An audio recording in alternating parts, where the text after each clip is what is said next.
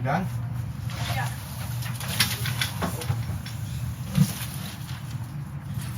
We'll figure out later how to move this right.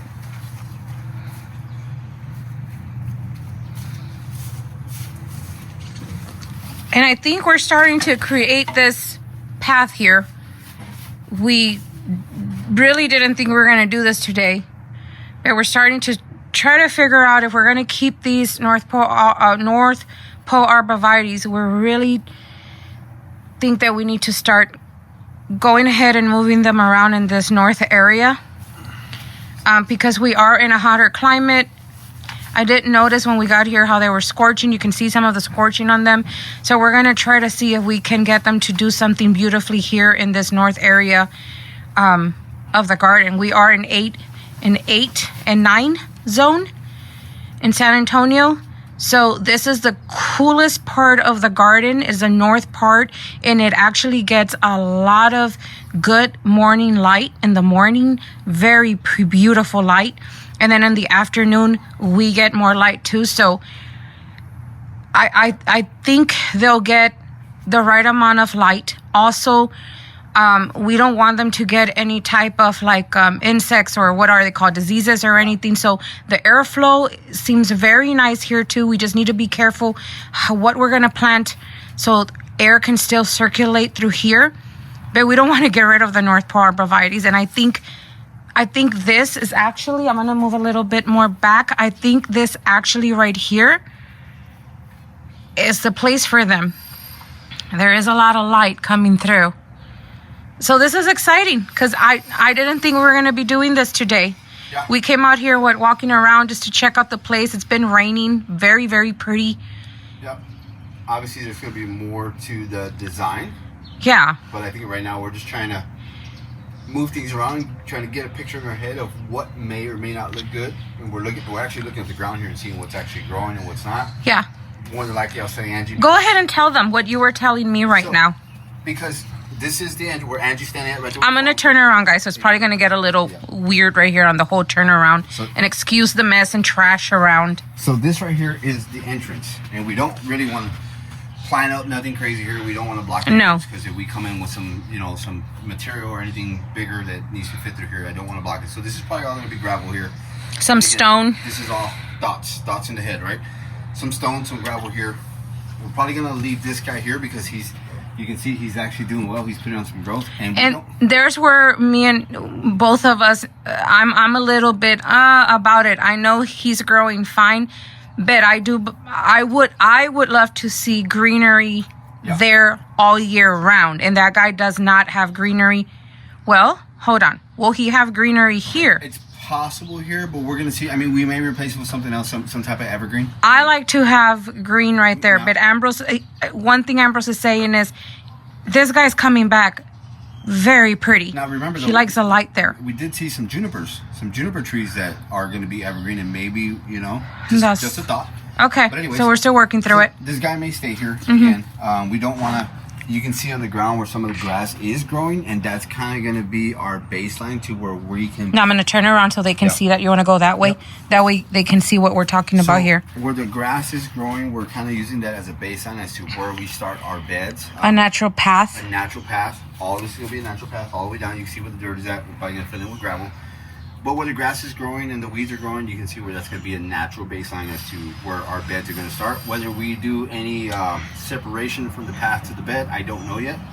But I was telling Angie, I think because we have 4 of these arts, and I don't know if we want to buy any more or whatever the case is, and we want to see how they actually do. Yeah, we need to see the first year here. I told her, I think, now that one's a little bit sticking out, but here and here, that one will go back, of course, a little bit, and we can underplant here and make a nice looking bed. And we have hydrangeas, we have hostas, we have all kinds of things, and this is a good shaded area.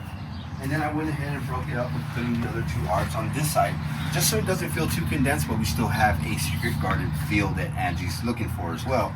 And you can see, I mean, not planted yet, but you can kind of get an idea of what it will look like underplanted with this path here and more stuff over here. And and we just have, we have a pot that has like, I don't know what, 7 or 8 ferns in there. Yeah, so there's a lot of fern right there, so we can go ahead and fill in and repeat through the path, because it's very nice to have plants that repeat, go back and forth. So one thing, that I'm thinking about in a lot is that in Virginia, we're zone 7B, a lot cooler, a lot more shade, because we had these guys in the north part of the garden, which was getting a lot less sun than in this area here now, which it is the north area, but it gets a lot more light than what it was getting in Virginia. That's why you see that some of them were going a little bare, or went bare from some areas. So, we're hopeful that here is perfect light. Definitely, and like Angie said, I mean, we love these arbs, and we're definitely gonna see how they do here, and we're not trying to force anything to grow. If it doesn't, it doesn't. It doesn't do well, then we're definitely gonna think about maybe getting rid of them or doing something with them. We're using our common sense too. This area is microclimates again. Very important to talk about microclimates. That's different pockets of the garden where you start to bring in other plants. It starts changing the temperatures in those areas. This area is already naturally cool. Yeah. So that would help a lot the arborvitae too. Yep. So in summer. Right now, let me check real quick, because like Angie just talked about right now, something I do want to note. So right now it is 75 degrees here in San Antonio. If you go out there where the sun is at, it feels like 80 degrees. Holy, yeah, that's in the back. Right here, I'm telling you right now, the way it feels, it feels good right here. And the shade is, it feels about 65 degrees with the breeze coming through here. So definitely thinking about microclimates here and thinking about how it's obviously the sun changes its rotation and its path during spring and summer. So we have yet to find out what actually happens. But there's a bunch of apps there that you can actually look at too. When we got here, it was hitting high 90s. It was super, super hot still. That first week, but this area was so cool still. Yes. I noticed that. So that's why I've, common sense to bring all the shade plants, of course. But so cool that we're still growing that guy in a bag. It's so cool in here that this guy is still growing in this heat, and it's cool back here. He's in a bag too. That's what we're trying to say. It's and to tell you, I haven't even potted him up.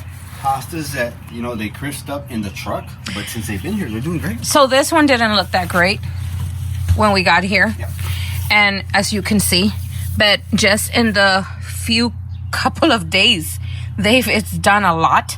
This one too, if you guys go back to the video where we first arrived, you can see that this guy right here only had it had crisped down completely, and then they just got used to the light and the heat from here. And that's what happened. Yep. So real quick, going back to what we were talking about, because trying to come up with an idea in here, right? So Angie was also saying, and I took the phone from her so she can talk a little bit. But we have, like I said, we put these arbs here. We have a lot of stuff that can still be structured, like that there, right? What is that one?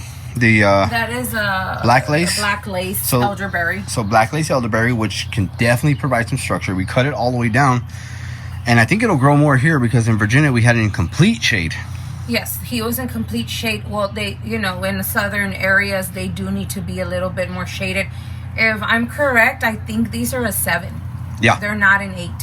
I do know that there's some elderberries that are for hotter climates. This one, I think, just reaches up to 7. So does what's the name of that one? So this is lemony lace. So what I was talking about is providing structure, right? So not only can we provide structure and height, but you can see this is green right now, right?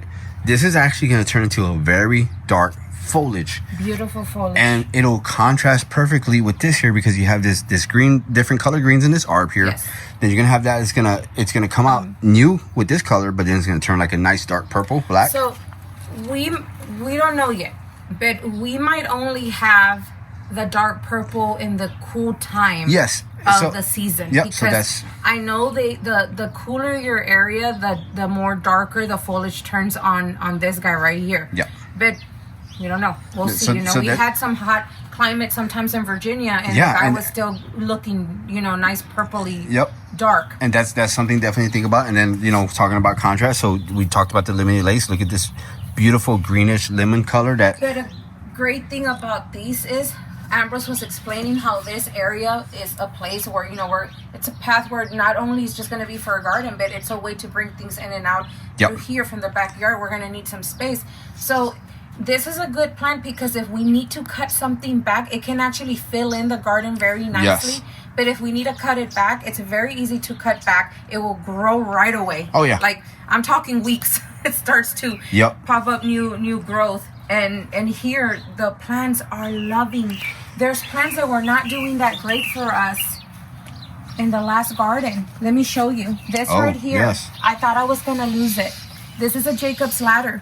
Yep. I feel so bad because I haven't planted it yet. Prairie Winters has sent it to us. And look at it. Look at it now. Looks beautiful. And there's plants that are just doing so much now. So we're very excited. But we just wanted to go ahead and tune in and show you all this. I guess we didn't even have it planned out. But, you know, sometimes this is why we don't show videos, because we don't have things planned out and we just start doing our own thing and get so crazy. At the moment, we get too happy and forget the camera. But I mean, this is a new chapter, guys, and we do want to show you a process of what we're going through, and this is part of it. Like, you know, as you said, we've got the mess of containers here, but that's how a garden starts. Yep, that's how it starts. So there's things that shouldn't be here, but oh well, right? So this is our view. This is our idea, guys. You know, kind of similar. May not stay this way, but you know, we got the arbs here. It's gonna change. It's gonna change a lot with time. We're gonna, you know, I'm still debating whether I want to have color in here or do I want it to be more calm. Yep. I'm still there because you can do shade, and you can. That's one thing we learned really well in Virginia, having a very shaded backyard, was that you can have shade with a lot of color, a lot of flowers, and then you can also have it where it's very toned down with colors that are very just relaxing and soothing, or just all foliage, which I love every single one of them. So we'll see what we do here. I'm really excited to get started with this. Yep. So just a quick video, guys, a preliminary look at what we're thinking about, some ideas that we're throwing around, and maybe, you know, me and Angie like to do this a lot and then decide on whether we're going to do it or not. So this may change. This may not change. But I think we're on the right path. I think we're on the right track of what we want it to look like back here. You got anything else? No, just trying to figure out if we're going to actually dig in this ground or work with, what are they called? Kind of halfway ground, what are they called? Ground beds? Yeah. So I don't remember the right term. Some elevated beds, maybe. Not completely up. Yeah, so it gets really hot here. So thinking of the ones that are kind of, you're still, oh my goodness, there's a name for them, guys, and I just went blank. Beds that are in the ground. Yeah. You know, that we're still touching ground here, but just giving it some good soil and mending this same soil. Yeah. We'll probably do that. With time, you'll see. I don't know yet. We're just very, very excited. Yep. So that's going to do it for the video, guys. It was a quick one. Just wanted to show you guys what we're looking at, what we're doing. Like, share, subscribe, and we'll see you guys in the next video. Bye.